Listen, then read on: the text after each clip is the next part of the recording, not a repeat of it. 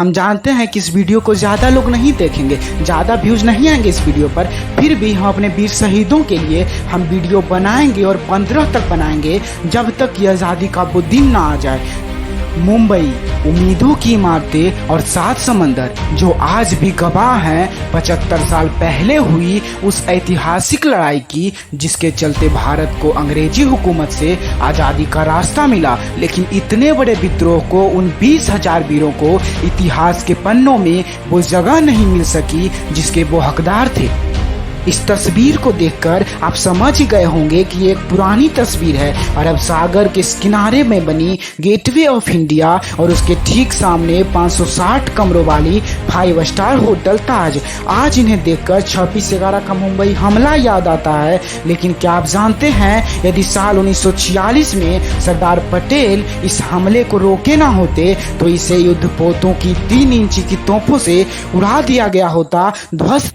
चौंकिए मत, मैं आपको आज़ादी के खूनी जंग का किस्सा सुनाता हूँ, जिसके बाद ब्रिटिश पीएम क्लीमेंट एटली फौरन भारत छोड़ने का फैसला ले लिए और हम तय तारीख 20 जून 1948 से 10 महीने पहले ही आज़ाद हो गए।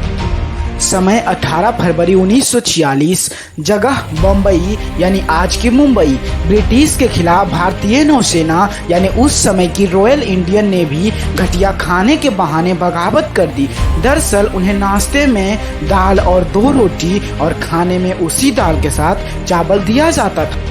आखिरकार बंदरगाह के करीब संचार प्रशिक्षण केंद्र HMIS तलवार के नौसैनिकों का सब्र जवाब दे गया और उन्होंने नारे लगा दिए, खाना नहीं तो काम नहीं, और उन्होंने अंग्रेज अफसरों का हुक्म मानने से इनकार कर दिया। नौसैनिकों ने HMIS तलवार के कमांडर आर्थर फेडरिक किंग की कार के टायर पंचर करके उस पर गांधी जी का नारा क्विट इंडिया यानी भारत छोड़ो और नेताजी का नारा जय हिंद लिख दिया। सुनने में यह बाजार छोटी लग रही होगी, लेकिन बगावत की चिंगारी पहले ही भड़क रही थी।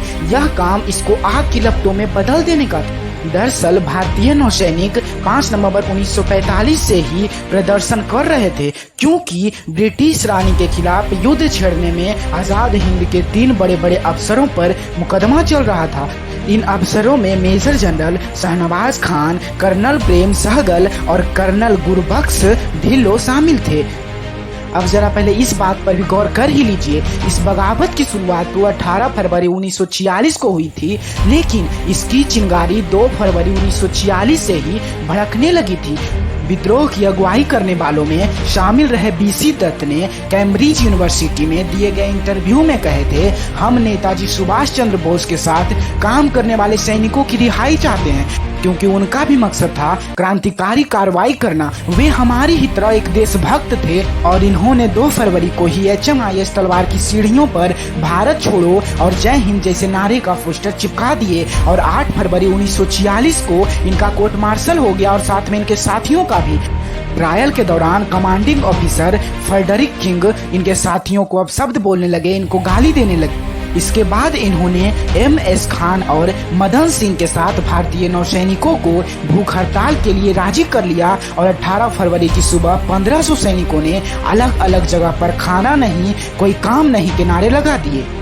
19 फरवरी 1946 तक बम्बई में नौसेना की सभी 11 यूनिट के 20,000 नौसैनिक इस विद्रोह में शामिल हो गए।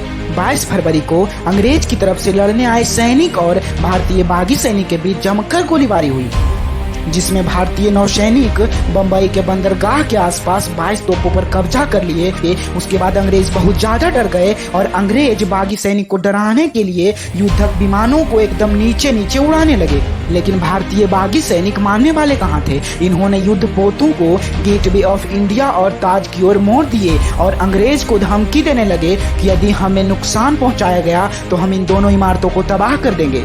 HMIS तलवार में एक रेडियो स्टेशन भी था। इसी स्टेशन से ऐलान किया गया था कि हम हड़ताल पर जा रहे हैं और देखते ही देखते 20 फरवरी 1946 तक 20,000 लोग, 78 युद्धपोत और 23 नौसैनिक स्टेशन इस विद्रोह से जुड़ गए। HMIS तलवार उस समय ब्रिटिश नौसेना का अड्डा था।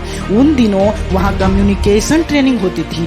आज इस जगह को नेवल ट्रांसपोर्ट डिपो कहते हैं। यह साउथ मुंबई के कूपर एज एरिया में है। साउथ बम्बई की सड़कों पर अंग्रेजों भारत छोड़ो के नारे लगने लगे।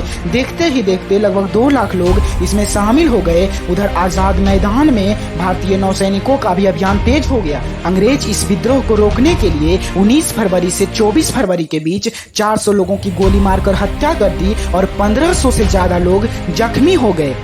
18 से 20 फरवरी के बीच गेटवे ऑफ इंडिया और ताज होटल के कमरों और शौचालयों में भारतीय नौसेना अंग्रेजी सैनिकों को बंदी बना लिए और कई जहाजों पर भी यही काम हुआ।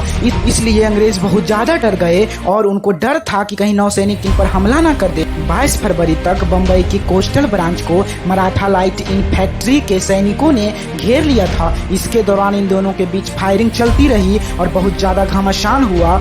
सरदार वल्लभ भाई पटेल के कहने पर इन्होंने आत्मसमर्पण करने का फैसला किया, यानी कि नौसैनिकों ने आत्मसमर्पण करने का फैसला किए और इन्होंने एक प्रस्तावना रखी कि हम जब भी आत्मसमर्पण करेंगे तो भारतीय नेताओं के सामने करेंगे, ना कि अंग्रेजों के सामने। और 23 से 24 फरवरी को इन्होंने सरेंडर कर दिया, यानी कि आत्मसमर्पण कर दिए। अगर सरदार वल्लभ भाई पटेल अगर इन लोगों को नहीं रोकते तो ना ही आज ताज होता और ना ही गेटवे ऑफ इंडिया होता, और बाकी अंग्रेजों का तो खैर कहना ही नहीं है, उनका तो खैर अस्तित्व भी ना होता। इन नौसैनिकों के सहयोग से ही हम 1947 में आज़ाद हो पाए थे, नहीं तो हम 1948 में आज़ाद होते। लेकिन हमारे इतिहास में इन नौसैनिकों के बारे में कोई चर्चा ही नहीं है। अब आपको अगर यह वीडियो थोड़ा सा भी अच्छा लगा हो तो इस वीडियो को एक लाइक जरूर कीजिएगा और कमेंट में जय हिंद और जय हिंद जरूर लिखिएगा। Thank you for watching.